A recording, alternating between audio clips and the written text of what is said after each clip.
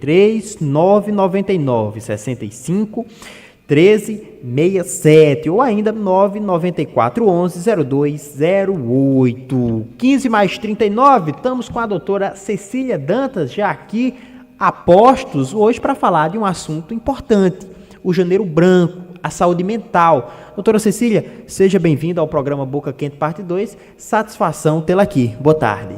Boa tarde, obrigada, por cederem esse espaço. É um momento muito importante a gente está conversando sobre o Janeiro Branco. Para quem não sabe, nós temos cada mês um mês de conscientização e o mês de janeiro é um mês de conscientização sobre a saúde mental, a importância da gente cuidar da nossa saúde mental, da saúde mental da nossa família, das nossas crianças e dos nossos filhos. E aí, ele traz, esse cuidado sobre um alerta maior da ansiedade, das depressões, dos transtornos de síndromes do pânico e além de outros transtornos, que a gente acompanha, como o TDAH, o autismo, dentre outras questões, tanto nas crianças, nos adultos, na população em geral. É um olhar, mais específico sobre a importância da gente cuidar da nossa saúde mental, que às vezes a gente cuida tanto da nossa saúde física, do nosso corpo, e vai deixando a saúde mental de lado, e aí tem uma hora que ela pega, e aí dificulta a vida do ser humano. Doutora, a campanha foi criada em 2024 pelo psicólogo Leonardo Abraão, não é isso? E, na verdade, ele já observava as chamadas doenças psicológicas, essas doenças que são mentais. Sim. Síndrome de burnout, da expressão correta, a senhora citou síndrome do pânico, depressão, ansiedade, são síndromes generalizadas. Sim. Aí a pergunta é, para ajudar o nosso cidadão e a nossa cidadã, como a gente sabe que está com isso, o que fazer para resolver ou contornar diante do nosso patrão ou diante do nosso espaço de trabalho, porque às vezes a pessoa precisa trabalhar, e aí já está com a doença, não tem como deixar, Sim. A pressão aumenta, continua, a quem a gente deve procurar, que sinais a gente pode observar, como é que a gente pode... Porque não é brincadeira. Não. Hoje o índice de doenças emocionais, ele é imenso, já dizem que o que será a doença, era a doença do futuro, mas o futuro já chegou. Já chegou. Mas enfim, eu vou deixar a senhora explicar, porque quem está em casa quer saber. Depende, os sintomas dependem do tipo de transtorno que você tem. Burnout. Vamos supor burnout. Estresse excessivo, dificuldades para dormir, dificuldades para comer, problemas gastrointestinais, dificuldade nas relações, aquela pessoa que está sempre com pouca paciência, sempre muito estressada, sempre muito cansada, fadigada, não consegue se relacionar bem, não consegue ter atividades normais, E quando um dos principais fatores nessa questão do trabalho, porque é de fato relacionado ao estresse no trabalho, mas acarreta principalmente em casa, porque como você passa muito tempo no trabalho e você está estressado, não tem como você chegar em casa e dizer, agora eu não estou bem. Vou desestressar. Não dá. Aí só o botãozinho pronto. E não é assim que funciona, E aí, assim, quando geralmente se chega ao trabalho, se pensa no trabalho, dá um estresse emocional muito grande, crises de ansiedade, que algum dos sintomas, tremores, dores de cabeça forte, mal-estar, tem gente que chega a desmaiar, tem gente que chega a vomitar, só em pensar, ou então até chegar no trabalho, ou até no próprio trabalho, tem esses sintomas de... E acha que é outra doença, faz um monte de exame, não dá nada. E não tem nada. E aí, quando chega, às vezes quando está em crise, vai para um hospital ou para as unidades, e aí chega e diz, sintomas ansiosos. Mas a gente precisa investigar o que é esse sintoma ansioso. Acontece por conta do trabalho? Não é? A gente vê que a ansiedade, muita gente diz, eu tenho ansiedade. Tem, realmente, todo mundo tem ansiedade porque ela é uma emoção. A gente não tem o transtorno de ansiedade generalizada, que aí já é outra coisa. A gente precisa aprender a controlar, essa ansiedade, porque assim como a tristeza, a alegria, a raiva, o medo, o nojo e o amor, as emoções que nós temos, a ansiedade está presente em todo e qualquer ser humano. E aí a gente tem que aprender a controlar junto das outras emoções. porque senão ela pode vir ser, de fato, né, um transtorno, e aí já compromete a vida do ser humano, já compromete outras áreas, e aí o burnout, principalmente observar, né, essas questões relacionadas ao trabalho, os sintomas que ele apresenta desse estresse, até fora do trabalho, essa ansiedade, esse medo, essa angústia que não se explica, né? Geralmente as pessoas com burnout dizem que está com uma angústia que não sabe explicar o porquê, nem de onde vem, mas que toda vida que pensa em trabalhar começa, né? Esse tremor, essa angústia, essa ansiedade, essa dor de cabeça, essa dor no estômago. Dor de barriga, tem gente que passa mal mesmo, assim, chega a passar mal de fato. E aí é importante observar isso, né? Procurar diminuir um pouco a carga de trabalho. Não tem como a gente dizer, vai parar de trabalhar, porque senão a pessoa vai sobreviver como, né? Para a gente ver essas outras questões, eu digo sempre, a gente tem que ter um mínimo para poder seguir, né? E aí, muitas pessoas dependem, né? As famílias dependem disso também. Mas tentar diminuir até onde der a carga de trabalho, procurar atividades que são prazerosas, outros hobbies. Eu costumo dizer muito que a gente não precisa ser excelente nos nossos hobbies. Se você gosta de pintar, você não vai comercializar isso. Então, vai pintar, sai com a família, leva a criança para um parquinho, conversa com os amigos, também é importante, e também monitorar esses sintomas ansiosos, né? E procurar um profissional para lhe ajudar, né? De fato, se precisar de alguma medicação, procurar um psiquiatra, se ver essas questões da terapia para ir ajudando junto. Nem só um e nem só o outro. A gente precisa de uma rede completa para conseguir fazer isso. Doutora, um grande problema que eu vejo é o preconceito. Sim. Ainda. Talvez um preconceito próprio em aceitar que precisa procurar um atendimento especializado, a ajuda de um psicólogo, e também o preconceito social, sim, de maneira geral. Ainda existe um grande número de pessoas que menospreza os problemas advindos exatamente da nossa saúde mental. Como é que a gente pode debater esse assunto para que a gente possa vencer esse obstáculo, para que a gente possa conscientizar e até salvar vidas? Sim. Salvar o maior número de vidas e levar uma melhor qualidade de vida para essas pessoas. De fato, né, a gente ainda observa muito, já teve uma diminuição, mas ainda é algo gritante essa questão do preconceito. Eu acho que a principal forma disso é levar informação para as pessoas. E o quanto a gente observa que a psicologia ela transforma a vida de cada ser humano. A gente vê, né, nos nossos consultórios, nas nossas sessões, as evoluções, porque muitas vezes as pessoas deixam para procurar o profissional quando já não tem mais nenhum tipo de solução, né? Quando chegou ali que já está pedindo, pelo amor de Deus, me ajuda. E aí a gente percebe, né, assim, as evoluções, e eles veem com outro olhar também e começam a indicar para as pessoas. As pessoas também indicando o que fazem, conversando sobre isso, é importante. A gente precisa conversar, a gente precisa levar informação para as pessoas, mas eu digo sempre, é muito mais fácil eu ir porque meu amigo que eu confio, meu irmão que eu confio, está indo e está gostando do que um desconhecido. Às vezes a gente fica com medo, acha que não é assim, né? Mas aí a gente precisa conversar e também quem faz não ter vergonha. Eu digo sempre, olha, eu faço terapia, tenho que ir. Aí todo mundo diz, meu Deus, mas você é psicóloga e vai para terapia? Eu digo, vou com certeza. Você já imaginou atender muitas pessoas e receber essa carga de estresse, de todos os problemas de todo mundo e ainda tem os meus quando eu chego em casa? Então eu também preciso. Da mesma forma que vocês precisam, eu também preciso. E aí muita gente fica olhando assim, meio que estranhando, como que diz, como é que pode? Mas ela não sabe o que fazer. Eu sei, mas às vezes a gente precisa de um profissional para guiar, né? Às vezes quem está de fora observa melhor do que a gente, às vezes a gente precisa só de uma direçãozinha para conseguir continuar caminhando e tendo um atendimento de qualidade para as pessoas. Então a gente conversa e leva essa informação para todas as pessoas, que o método é esse, né? Estar aqui com as pessoas nos ouvindo e participando também. Doutora, ser bem objetivo e direto para ajudar os nossos amigos e amigas, até porque a gente sente isso e a gente realmente pensa que é uma doença, até física, né? Sim, e emocional. Sim. Como é que eu faço? Eu estou ouvindo a senhora agora, percebi esses sinais, como é que eu faço para chegar em casa Eu falo para quem? Para meus filhos, minha esposa, meu marido, minha irmã, meu irmão, meu tio, minha prima, o vizinho. Porque a gente tem...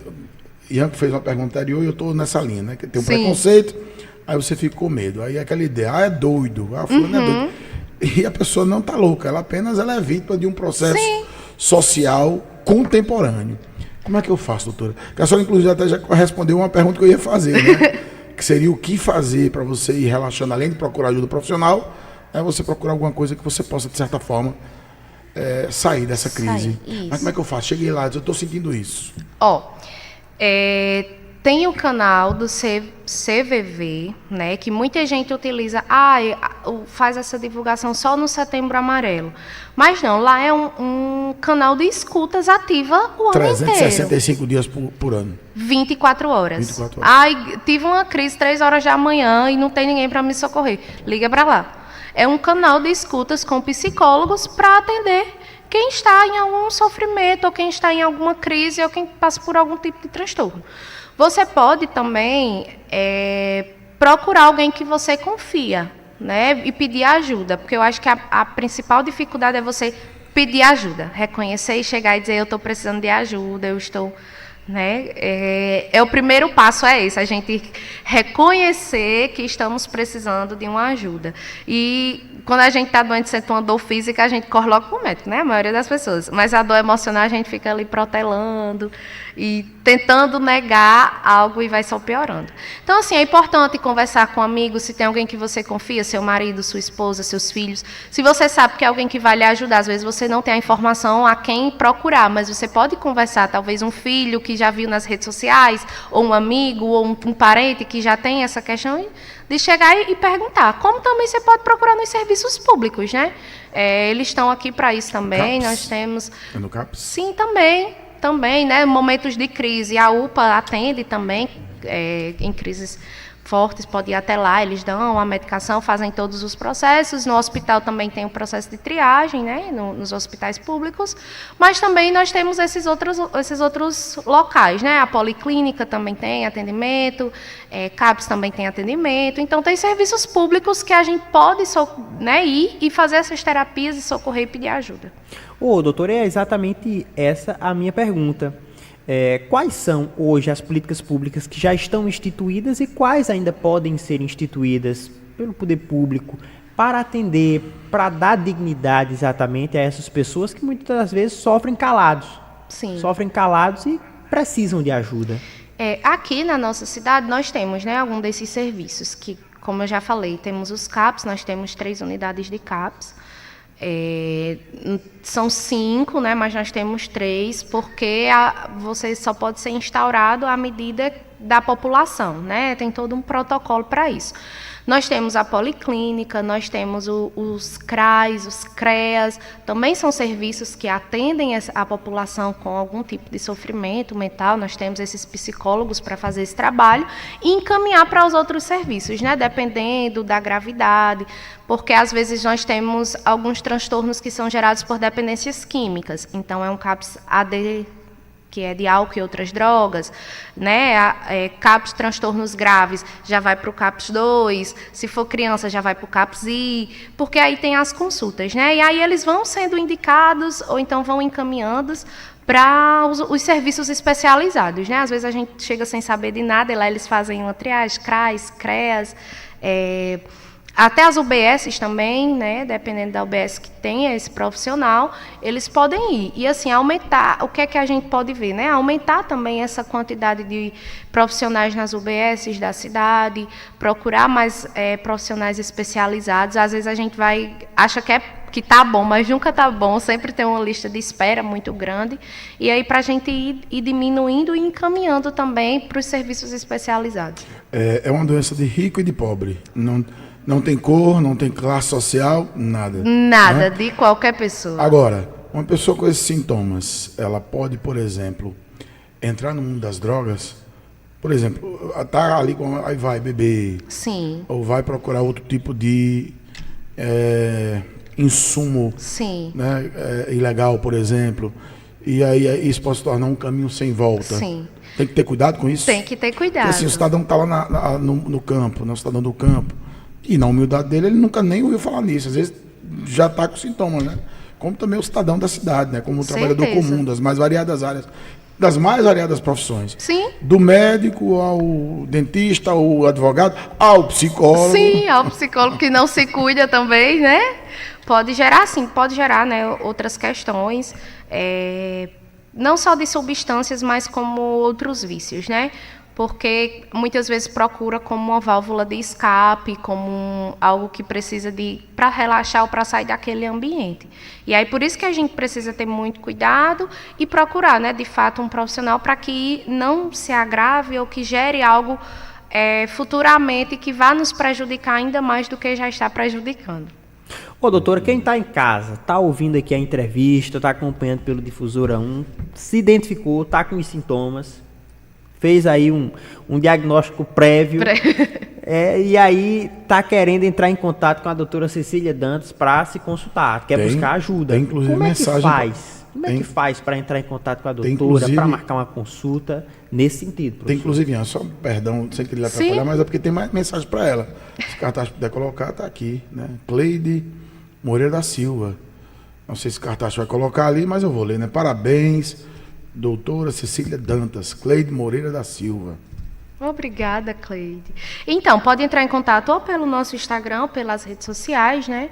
Eu também atendo lá na Clínica CMA e também pode entrar em contato com a equipe de lá. Tanto comigo, meu Instagram, @psi, Cecília Dantas, PSI, Cecília Dantas, ou pelo WhatsApp, 839-9323-6378. 839-9323-6378. Tá aí, professor Heberto Melo. Para quem está em casa, quem está precisando de ajuda, quem se identificou, pode entrar em contato e procure ajuda. O que nós sempre recomendamos é exatamente que procure tratamento.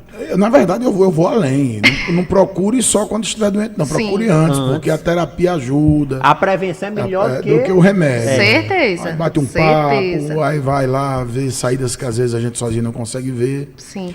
No caso, a senhora conhece a gente, a senhora ainda pode nos atender? Sim. Sim. Porque não pode, né? O terapeuta não pode conhecer o paciente. Mas como a gente não tem tanta intimidade, aí a gente foi só esse bate-papo do boca, aquele papo do e-mail. Aí dá certo. Aí dá certo, pois tá bom. Pois, doutor, nós agradecemos. E deixamos. A senhora é o espaço para a senhora se despedir, porque a gente tem horário a cumprir.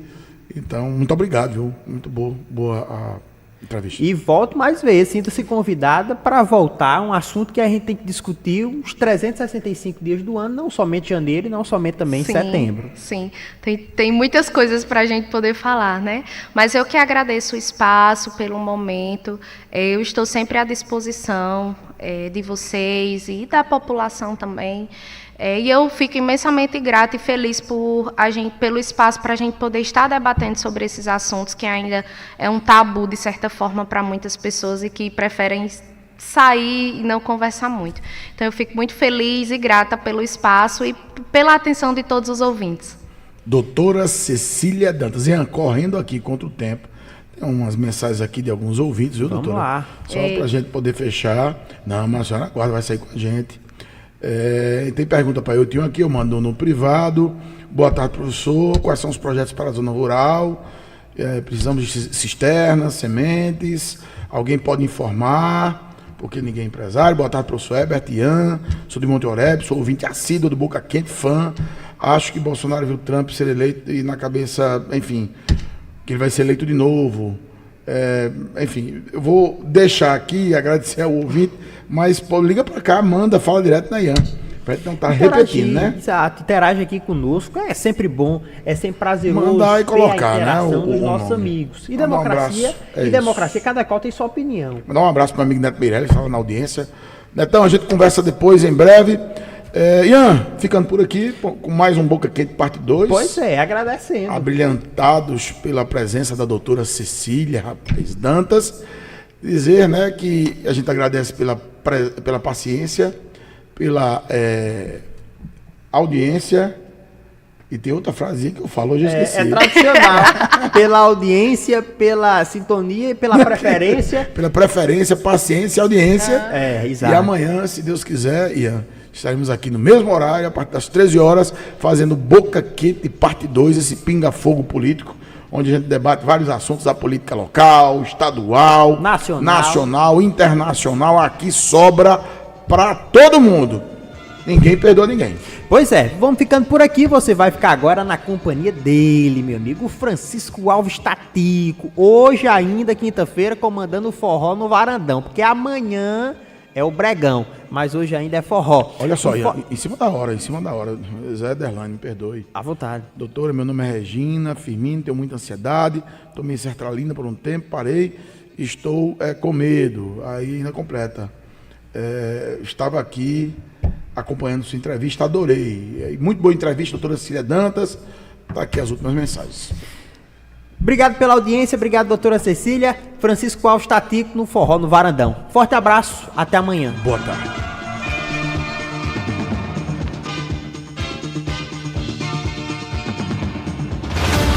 Final de mais uma edição do jornalismo que é primeiro lugar na Paraíba. Boca Quente, a bancada que tem um nome forte, abordando os principais assuntos de Cajazeiras, da Paraíba e do Brasil. Consagrada no rádio jornalismo como a maior audiência do rádio paraibano. Mais jornalismo amanhã, às 6 horas,